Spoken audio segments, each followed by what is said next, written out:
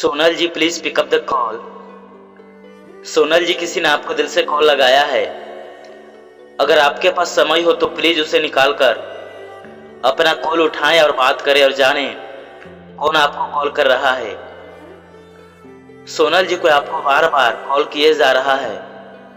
एक बार नहीं, आपके पास बार बार कॉल लगा रहा है। अगर आपके पास थोड़ा सा समय हो तो प्लीज उसका कॉल उठाएं और बात करें और जाने कि आपसे बात करनी है उसे। Sonal ji please pick up the call.